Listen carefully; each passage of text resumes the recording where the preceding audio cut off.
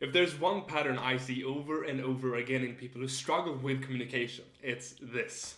They are predictable. Not boring, not uninteresting, just predictable. We rely on same small talk, the same phrases, the same rhythm, same energy. And I know this because that used to be me. Socially anxious, talking too fast, and repeating the same scripted lines, and then wondering why nobody actually remembered what I said.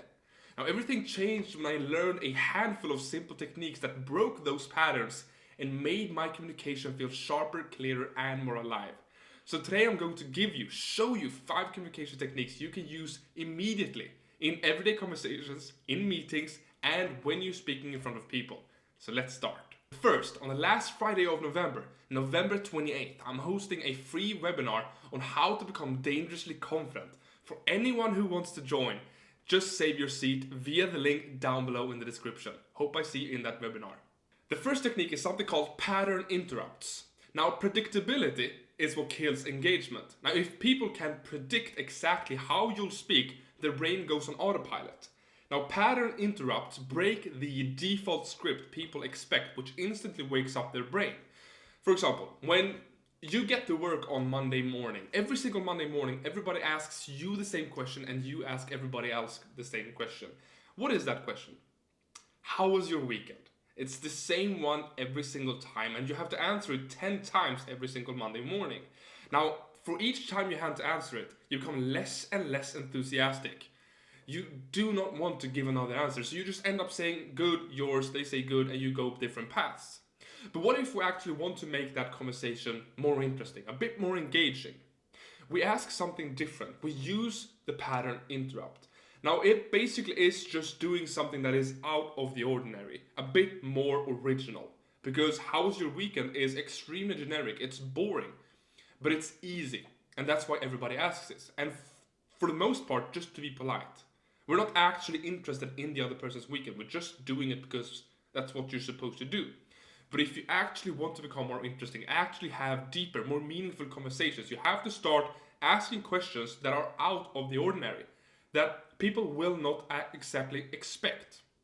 So, for example, instead of saying, how was your weekend? Ask, what's one thing you love doing this weekend? It's still very easy, but it is a bit different. And now you're asking for specifics, which will break that person's autopilot. It will break their pattern, and they will now have to think about something real. Give a real answer, and that will make the conversation much more engaging, and it will make you more interesting. But let's say this, you're not interested in becoming more interesting at work. You don't care about work, you're just there because it pays the bills. So maybe that is not for you. Well, then you can also use pattern interrupts, pattern breaks in any other situation.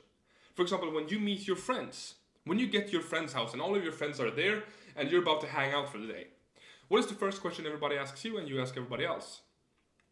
How are you doing? Always. It's very easy and we're supposed to do it. It's polite. So you get there, everybody's, hey man, how are you doing? Hey, how are you doing? Hey, hope you're good. It's always the same question and we just say, yeah, I'm good, thank you, you.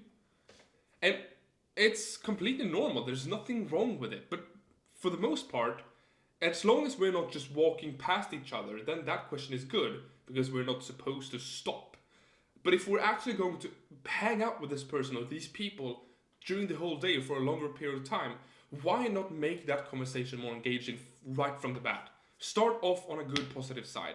Actually make it worth asking the question, because otherwise, why not skip it at all? So ask something that is a bit more engaging, a bit more intriguing, that drives actual curiosity to answer it for real. So instead of just saying, hey, how are you? Just ask, how has your day been? Have you done something great this day? Have you been productive today? Just anything that breaks the usual pattern that makes the other person think is a pattern interrupt. And that will help you become more interesting.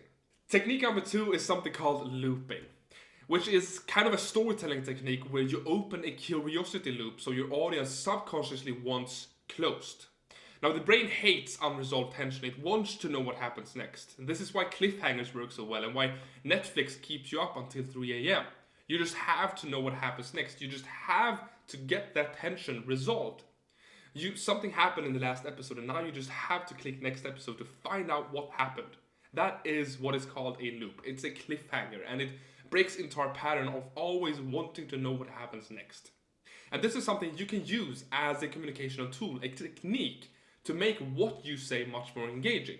In actual communication, as a technique, it's quite advanced. It sounds very advanced with looping, but I promise you it actually isn't once you kind of get the hang of it. Because I myself, and I know a lot of people who have had the same problem, we just want to get everything out as fast as possible. We just want to say everything we have in our mind quickly, so we get it out of the way. But what looping is that we save the actual juice until later. So in communication, as a technique, what you want to do, let's say you're stepping on stage. I'll give a public speaking example since we did everyday life on the last one. Start with a story, which we all know. You've watched my latest video, or you've watched someone else say that a story is a great way to start a presentation or a speech. Start that story, but don't give the exact juice just yet. Tell it later. So you can do, something happened to me last year that completely changed how I communicate.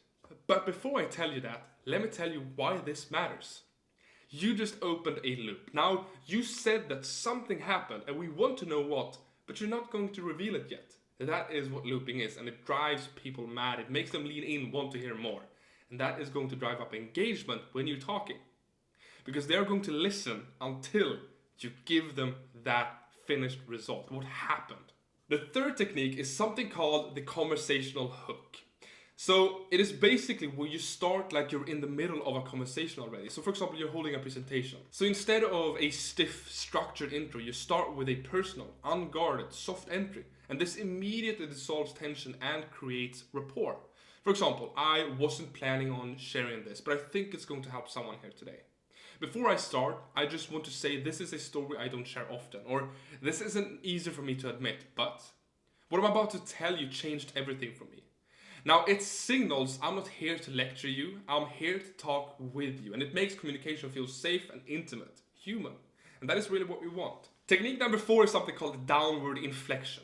Now, how you end your sentences affects how people perceive your conviction. An upward inflection sounds like a question, signals uncertainty, and downward inflection signals confidence and authority. Now, most people unknowingly end statements like question. I think the solution to redo the strategy, even when they're so sure.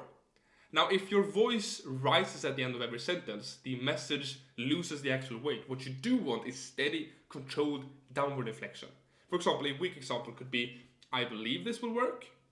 I believe this will work. You go down at the end of the sentence in the end of the last word instead of going up.